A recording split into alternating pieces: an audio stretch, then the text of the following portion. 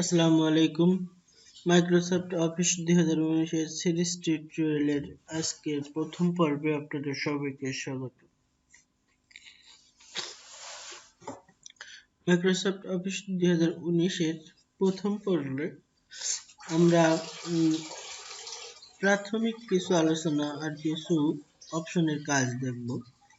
তো চলুন বেশি কথা না বলে সরাসরি কাজে চলে যাই। কাজ করার প্রথমে আমাদের মাইক্রোসফট অফিস ওয়ার্ড 2019 ওপেন করতে হবে। ওপেন করার জন্য আমরা কম্পিউটারের স্টার্ট মেনু যেটা আছে স্টার্ট মেনুতে যাই। এখানে ক্লিক করার পরে আমি যেহেতু উইন্ডোজ 11 ব্যবহার করতেছি সেহেতু আমার ইন্টারফেসটা এমন। আর আপনারা যারা 10 ব্যবহার করতেছেন দেখবেন এখানে স্টার্ট মেনুতে ক্লিক করলে আপনাদের এখানে অল অ্যাপস গুলো শো করবে। আমি এখান থেকে অল অ্যাপসে গেলাম, অথবা আমার ওইখানেও ছিল। এখান থেকে আমি মাইক্রোসফট এরকম দেখাবে। আপনাদের আমি একটু বলি, আপনাদের যারা 10 বা 7 ব্যবহার করতেছেন এরকম দেখাবে। এরকম এখান থেকে নিচের দিকে আসলে ওয়ার্ড পাবেন, অথবা কারো লেখা আছে যে মাইক্রোসফট অফিস 2019 13 এরকম ফোল্ডার থাকবে। ফোল্ডারে ড্রপ ডাউন আছে, এরকম ড্রপ ডাউনে ক্লিক করলে আপনাদের এটা শো করবে। তো আমি ওয়ার্ডে ক্লিক করলাম। ওয়ার্ডে ক্লিক করার পরে এরকম ইন্টারফেস আসলো। এখানে আসার পরে আমরা এখান থেকে ব্ল্যাঙ্ক ডকুমেন্টস যেটা আছে এটাতে ক্লিক করি। ওকে, ব্ল্যাঙ্ক ডকুমেন্টসে ক্লিক করার পরে এরকমটা আসলো।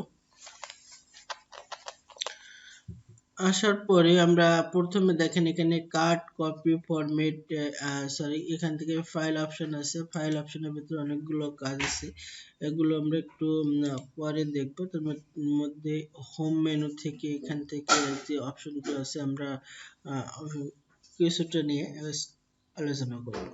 প্রথমে আমরা কিছু একটা লিখবো।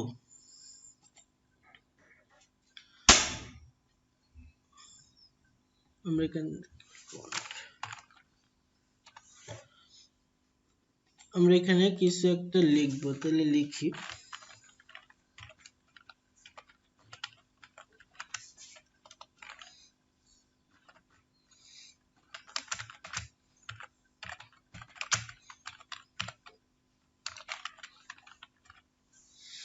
আমরা এটা লিখলাম।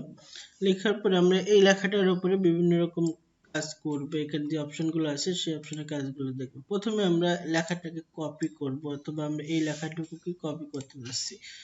স্মল কান্ট্রি, এই লেখাটুকু কপি করব। কপি করার জন্য কি করতে হবে, আমাদের প্রথমে আগে সিলেক্ট করতে হবে লেখাটুকু। অবশ্যই সিলেক্ট করার জন্য আমরা কিভাবে সিলেক্ট করতে পারি, এটার এই পাশে অথবা যেখানে শুরুতেই একবার ক্লিক করে আমাদের মাউসের লেফট বাটন চেপে ধরে এইভাবে আমরা টান দিই, তাহলে সিলেক্ট হয়ে যাবে। দেখেন আমার লেখাটা সিলেক্ট হওয়ার সাথে সাথে এখানে যে দুইটা অপশন ছিল, ডিজেবল অবস্থা ছিল, এটা এনেবল হয়ে গেছে। ওকে, এখন এখান থেকে আমরা এখানে কপি করে কপিতে ক্লিক করলাম, তাহলে আমার লেখাটা কপি হয়ে গেল। অথবা আমরা কিবোর্ডের কন্ট্রোল প্লাস সি বাটনে চাপ দিয়ে আমরা এটা কপি করতে পারি। তো কপি করলাম। কপি করার পরে আমরা লেখাটা কোথায় নিয়ে যাব, আমাদের যেখানে প্রয়োজন আমরা সেইখানে নিতে পারি। মনে কর সাপোজ আমার এখানে দরকার হয়, আমি এখানে মাউসের রাইট বাটন ক্লিক করতে পারি। ক্লিক করলে আমার কার্সারটা চলে আসলো, অথবা আমরা এখান থেকে থাকা অবস্থায় কিবোর্ডের ইন্টার বাটন প্রেস করে নিচের দিকে আসতে পারি। আসার পরে আমরা এখান থেকে একটা পেস্ট অপশন দেখা যাচ্ছে। পেস্ট অপশনের এখানে ক্লিক করেও আমরা করতে পারি, অথবা আমরা এর উপরে ক্লিক করেও করতে পারি। তাহলে দেখেন আমরা লেখাটা দুইটা হয়ে গেছে। ওকে, তাহলে আমরা বুঝলাম যে কপি কিভাবে করতে হয় আর কিভাবে পুনরায় আবার ফেরত আনতে হয় সেটা। এখন দেখবো আমরা এই লেখাটাকে, এই বাংলাদেশ লেখাটাকে একবারে এই স্থান থেকে অন্য স্থানে নিয়ে যেতে পারি। এটা হচ্ছে কাট অপশনের কাজ। কাট অপশনের কাজ হলো একটা লেখা এক স্থান থেকে অন্য স্থানে একবারের জন্য স্থানান্তরিত করা। ওকে, তাহলে আমরা লেখাটাকে সিলেক্ট করব। আমরা একটা কথা মনে রাখবো যে আমরা মাইক্রোসফট ওয়ার্ডে যাই করি না কেন, বা কোনো লেখা বা যে কোনো জিনিসের উপর যদি কোনো ডিজাইন অথবা কোনো অপশনের কাজ করতে চাই, তাহলে কি করতে হবে, সেটিকে আগে সিলেক্ট করতে হবে। সিলেক্ট করে এখান থেকে কাট অপশনে যে কাটছি এবং কারো কাইসি দেওয়া থাকে, অথবা কোনো দেখবেন কারোর ডিসপ্লেতে কাইসি শো করতেছে, অথবা এই কাট অপশনে এরকম আমার যেরকম শো করতেছে এইভাবে শো করতেছে। কারো আবার কাট লেখাটা থাকে না। তো আমি এটাতে কপি করলাম, সরি ক্লিক করলাম, ক্লিক করার পরে দেখেন লেখাটা বাংলাদেশ লেখাটা চলে গেছে। অথবা আমরা কন্ট্রোল এক্স চাপতে পারি, কিবোর্ড থেকে কন্ট্রোল এক্স চেপে কাজটি করতে পারি। এটা করার জন্য আমরা কি করলাম, আমরা কপি কাট করলাম, কাট করে কোথায় দরকার মনে করেন আমার এইখানে দরকার, আমি একটু স্পেস দিয়ে ফাঁকা করে নিলাম, নেওয়ার পরে এখানে দরকার, তাহলে কি করব, এবার আমি আগে কপি করে যেটা করছিলাম, যে পেস্ট করছিলাম, ওটা করতে পারি। অথবা কিবোর্ড থেকে কি করতে পারি, কন্ট্রোল ভি চাপ দিতে পারি। তাহলে দেখেন লেখাটা আমার আগে কোথায় ছিল, Bangladesh is a small country লেখা ছিল, এখান থেকে আমি বাংলাদেশটা একবারের জন্য নিয়ে আসছি। আশা করি বুঝতে পারছেন।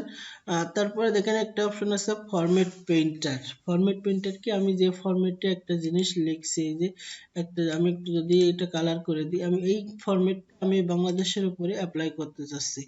তাহলে কি হবে, আমার এই লেখাটাকে আগে সিলেক্ট করতে হবে, সিলেক্ট করে ফরম্যাট পেইন্টারের উপরে একবার ক্লিক করতে হবে, করে আমি যে লেখাটার উপরে এই ফরম্যাটটা অ্যাপ্লাই করতে চাচ্ছি সেই ফরম্যাটের উপরে সেই লেখাটার উপরে দিয়ে একবার ক্লিক করতে হবে। তাহলে দেখেন লেখার কালার কি ছিল, লাল ছিল, বাংলাদেশের কালারটা লাল হয়ে গেছে। এখন দেখেন আমার কার্সারটা আগে যে অবস্থায় ছিল ঠিক সেই অবস্থায় হয়ে গেছে। তবে আমি চাচ্ছি বা আমরা চাচ্ছি যে এই ফরম্যাটটা আমি বিভিন্ন লেখার উপরে অ্যাপ্লাই করব। তাহলে কি করতে হবে, এই লেখাটা সিলেক্ট করতে হবে, সিলেক্ট করে ফরম্যাট পেইন্টারের উপরে ডাবল ক্লিক করতে হবে, অথবা কি করতে হবে, এখান থেকে এই যে ফরম্যাটে কন্ট্রোল শিফট সি অথবা কন্ট্রোল শিফট ভি, এই দুটো চাপতে হবে। তাহলে এখান থেকে আমি কি করি, এই দুই ডাবল ক্লিক করার পরে আমার কার্সারটা দেখেন চেঞ্জ হয়েছে, আমি এটার উপরে ক্লিক করলাম, তারপর আগের যেটা করছিলাম আমরা ওয়ান ক্লিকে, সেটা কিন্তু একবার ক্লিক করার পর চলে গেছিল, এটা দেখেন যায় নাই। তাহলে কি আমি আরেকটার উপরে ক্লিক করি, তাহলে ওই ফরম্যাট হয়ে গেছে, আরেকটার উপরে করি তাহলে ওই ফরম্যাটে হয়ে যাবে। ওকে, আচ্ছা, তারপরে কি আছে, আমরা এই লেখাটা এখান থেকে আমরা পুনরায় ব্যাকে আসি, ব্যাকে আসার জন্য কি হতে, আবার ফরম্যাট পেইন্টের উপর ক্লিক করলে আপনার কার্সারটা আগে যে অবস্থায় ছিল সেই অবস্থায় হয়ে যাবে। এখন আমরা দেখি যে কিভাবে ফন্টটা আমরা চেঞ্জ করতে পারি, ফন্টের স্টাইল কিভাবে চেঞ্জ করতে পারি। তাহলে এখান থেকে ফন্ট অপশনের মধ্যে দেখবেন যে এখানে এরকম আপনাদের থাকবে, এরকম থাকে মোটামুটি এরকম প্রথম অবস্থায় ডিফল্ট আমরা এই ফন্টটা দেখতে পাই। তাহলে আমরা এখান থেকে ক্লিক করে আমরা ফন্ট চেঞ্জ করতে পারি, আমরা যদি টাইমস নিউ রোমান ফন্ট দিতে পারি, যারা ব্যবহার করেন নাই কোনোবার, তখন আমরা এখানে ক্লিক করার পরে টাইম লিখে দিতে পারি, টিআই লিখলেই টাইমস নিউ রোমান চলে আসবে। অথবা আপনাদের এখান থেকে এই স্ক্রলিং বাটন আমি স্ক্রল করে নিচের দিকে এসে সরাসরি ফন্ট এখান থেকে সিলেক্ট করতে পারি, এখান থেকেও সিলেক্ট করে দিলাম। ওকে, আচ্ছা, আমরা যদি ফন্টের সাইজটা বড় করতে চাই তাহলে কি হবে, এখান থেকে এই যে এরকম থাকবে, এরকম থাকবে, আমরা এখান থেকে ক্লিক করে আমাদের প্রয়োজন অনুসারে আমরা সাইজটা বাড়াবো, বাড়ানো কমানো করতে পারি। তাহলে এখান থেকে সাইজটা বাড়ালাম। এখন আমি চাচ্ছি লেখাটা আমি একটু মোটা করতে চাচ্ছি, এমনি সিম্পলি আছে আমার লেখাটা ডিফল্ট অবস্থায় আছে, আমরা চাচ্ছি বোল্ড করতে লেখাটাকে। তাহলে কি করব, লেখাটাকে সিলেক্ট করব, সিলেক্ট করে ফন্ট অপশনের মধ্যে হোমের ভিতরে ফন্ট অপশনের মধ্যে বি অপশনটা আছে, বি বোল্ড, এটা করতে পারি, এটা ক্লিক করলাম, ক্লিক করার পরে দেখেন লেখাটা একটা চেঞ্জ আসছে, এই লেখাটা একরকম আর এই লেখাটা আরেক রকম। তাহলে কি হবে, বোল্ড করলাম, তো বোল্ড আমরা আরেকভাবে করতে পারি কি, কন্ট্রোল বি বাটন প্রেস করে কিবোর্ড থেকে কন্ট্রোল বি। ওকে, লেখাটাকে যদি আমি ইটালিক অথবা বাঁকা করতে চাই, লেখাটা আমার সিম্পলি আছে, মনে করেন যে ডিফল্ট যেটা থাকে সোজাসুজি এটাকে আছে, আমরা একটু বাঁকা করব। তাহলে কি করব, কন্ট্রোল আই অথবা কিবোর্ড থেকে কন্ট্রোল আই অথবা এখানে অপশন থেকে আই যে বাটনটা আছে এটা আমরা ক্লিক করব। ঠিক আছে, দেখুন লেখাটা বাঁকা হয়ে গেছে। আন্ডারলাইন করার জন্য সেম সিস্টেম, পাশে যে ইউ বাটনটা আছে সিলেক্ট করতে হবে, আর যদি ই করি তাহলে দেখেন এটা হয়ে গেছে। এখন আমার এটা দেখেন এটা কালো কালারের আছে, আমরা এটা একটু কালার চেঞ্জ করবো আন্ডারলাইনে। তাহলে কি করবো, এই পাশে যে ড্রপ ডাউন বাটন আছে এখান থেকে বিভিন্ন স্টাইলের ড্রপ ডাউন আছে, যদি মনে হয় যে আপনি আন্ডারলাইন উঠাই দেবেন এখান থেকে নান করে দিতে পারেন, নান করলে চলে যাবে।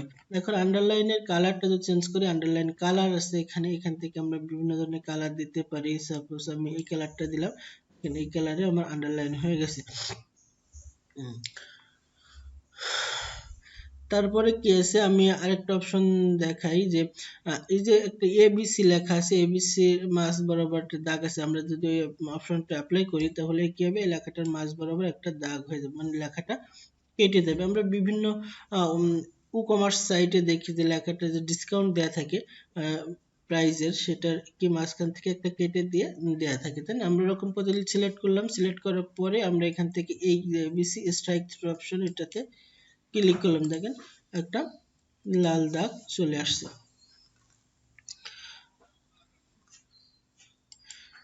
তাহলে আজ এ পর্যন্তই, আমরা পরের ভিডিওতে বাকি অপশনগুলো আলোচনা করব, কারণ ভিডিও লেন্থ একটু বেশি হয়ে যাচ্ছে, এই জন্য আপনাদের সুবিধার্থে আমি এখানে শেষ করলাম। সবাই ভালো থাকবেন, আল্লাহ হাফেজ।